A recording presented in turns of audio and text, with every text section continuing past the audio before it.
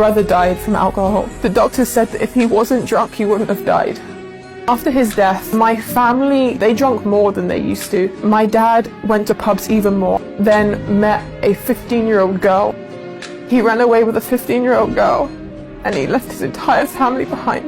My entire family split in half. I never saw my dad again. I grew up hating alcohol. I hated parties. But as I started getting older, everyone said, if you go to these clubs, you'll meet the right people. So I started doing it for that reason. I went to a nightclub. I ended up in hospital because somebody tried to kidnap me. I was in an awful state, thinking, why did I do this to myself? And when I came to Turkey, I stood between Blue Mosque and Hagia Sophia, and just hearing the azan, that is so beautiful, that is so peaceful. And I had an hour journey back to my hostel. I didn't know the way, so I got my phone out, I was ready to Google Map, and then my phone that was on 50% battery just died. I thought, God, if you're real, help me get back to my hostel. And in that moment, in a very, very, very, very long time, I wasn't anxious. SubhanAllah, I just walked straight to my hostel. I didn't take a single wrong turn. Nobody helped me. SubhanAllah, it wasn't me, it was Allah. And after that, I just kept learning. I kept reading the Quran, and lockdown forced me in my house. And I still wasn't planning on becoming Muslim. I actually started praying. And by doing that, my days were becoming so much more productive, because I would plan between Fajr and Zuhr.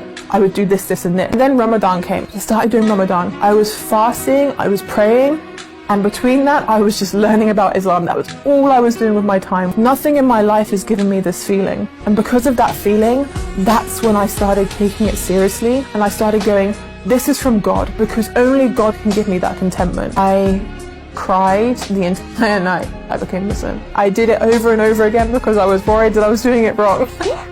I'd take a breath and then I'd try again, then I'd start crying.